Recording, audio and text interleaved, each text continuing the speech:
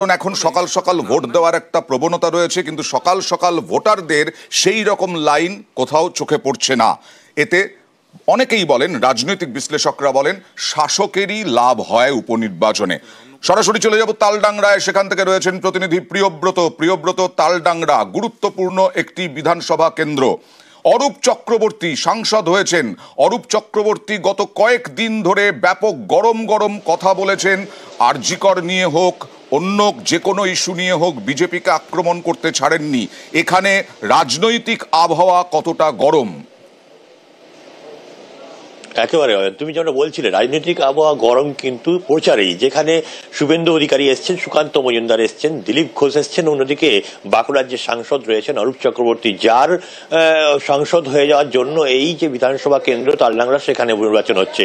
যেখানে 2,41,000 ভোটার, তারা কিন্তু আজকে 5 জন প্রার্থীর ভাগ্য নির্ধারণ করবে এবং এখানে 264টি বুথ রাখা হয়েছে। সেই বুথের মধ্যে আমি এখন রয়েছি তালডাংরা ফুলমতি হাই স্কুল, যেখানে 96 এবং 97 নাম্বার বুথ রয়েছে। মডেল বুথ তৈরি করা হয়েছে, যেখানে বয়স্কদের বসার জায়গা করা হয়েছে, বাচ্চা প্রসূতি মা যারা থাকবেন তাদের জন্য স্পেশাল জায়গা করা হয়েছে, হুইল চেয়ার রাখা হয়েছে। এর পাশাপাশি সাজিয়ে দেওয়া হয়েছে পুরো বুথকে। তুমি দেখলেই বুঝতে পারছো যে পুরো বুথ একদম সাজানোর সুবিধা রয়েছে। কিন্তু যাদের জন্য এই বুথ তৈরি করা হয়েছে, সেই ভোটারদের কিন্তু এখনো দেখতে পাওয়া যায়নি। কেননা তুমি বুঝতেই পারছো, বাঁকুড়ার দক্ষিণাংশ, যে রাজ্যের দক্ষিণাংশ, এখানে কিন্তু একটা শীতের প্রভাব রয়েছে এবং সকালবেলা খুব ঠান্ডা ঠান্ডা ওয়েদার। আমি এখনো জ্যাকেট পরে রয়েছে এবং সেই কারণে হয়তো ভোটাররা এখন আসতে দেরি করছে। কিন্তু যারা ভোটকর্মী বা যারা পুলিশ কর্মী রয়েছেন, তারা দাবি করছেন যে ভোটাররা নিশ্চয়ই আসবেন। এখানে ভোটাররা অনেকগুলি ভোটার রয়েছে এবং সেক্ষেত্রে এই ভোটাররা যখন আসবেন, তখন এই যে ভোট কেন্দ্র, মডেল ভোট কেন্দ্র তৈরি করা হয়েছে, তার গুরুত্ব বাড়বে। কেননা যাদের জন্য এই ভোট গ্রহণ কেন্দ্র, সেই ভোট গ্রহণ কেন্দ্রে তারা যদি না আসেন, সেক্ষেত্রে কি হবে? কিন্তু তুমি যেটা বলছিলে, তুমি বলছো যে এখনো পর্যন্ত একজন ভোটারও আসেননি ভোট দিতে, শুধু নিরাপত্তা রক্ষী আর ভোট কর্মী দেখা যাচ্ছে।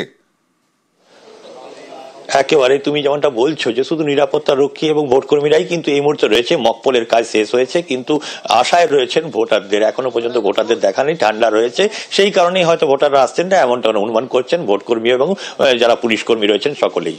প্রিয়ব্রত, এর আগে এই কয়েকদিন আগে যেখানে সুকান্ত মজুমদারকে নির্বাচন কমিশন শোকজ করেছিল, অর্থাৎ এখানে আমরা বিজেপির গোষ্ঠীকোন্দল প্রচুর পরিমাণে দেখতে পেয়েছি বাঁকুড়া জেলায়, এবং তার সঙ্গে সঙ্গে সুকান্ত মজুমদারের হুঁশিয়ারি, তার সঙ্গে নীলাদ্রি শেখর দানার ব্যাপক হুঁশিয়ারি।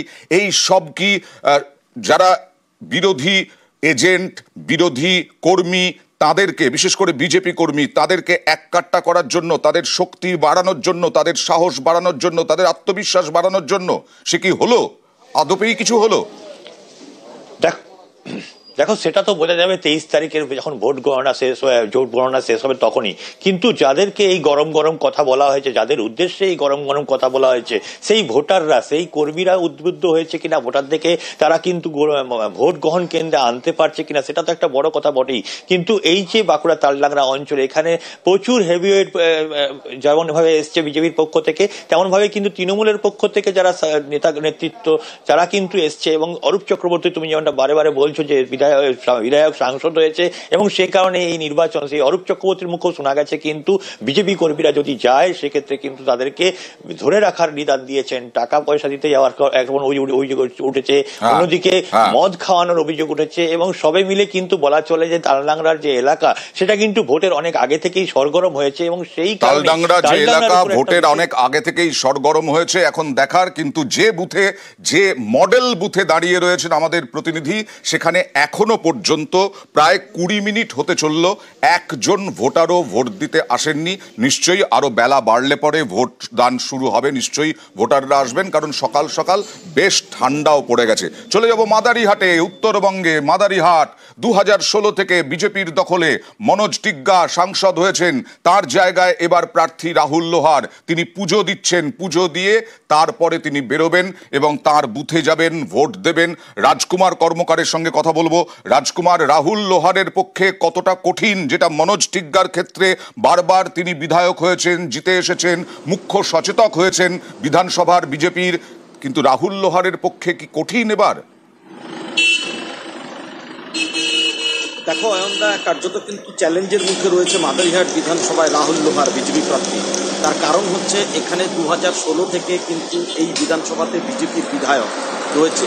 2016 থেকে মনোজ টিগ্গা এখানে বিজেপির বিধায়ক ছিলেন। 2016 না 2014 সনে যখন লোকসভা নির্বাচন হয় সেই সময় কিন্তু আলিপুরদুয়ার লোকসভা কেন্দ্রটি তৃণমূল কংগ্রেস জিতলেও মাদারিহাট বিধানসভায় কিন্তু এগিয়ে ছিল বিজেপি। অর্থাৎ 2014 সাল থেকে কিন্তু এই মাদারিহাট বিধানসভা বিজেপির সঙ্গে ছিল। ফলে এখন কিন্তু এই যে দীর্ঘদিন থেকে যেহেতু সঙ্গে রয়েছে, ফলে কিন্তু মানুষের একটা প্রশ্ন আছে যে উন্নয়ন এখানে কী হচ্ছে, কতটা কাজ হয়েছে।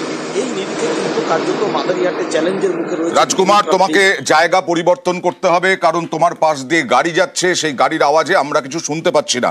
আপনারা দেখছেন রাহুল লোহার পুজো দিচ্ছেন, মাদারিহাটের বিজেপি প্রার্থী পুজো দিয়ে এবার তিনি বেরোবেন এবং তারপরে তিনি ভোট দেবেন এবং তারপরে জনসংযোগে যাবেন।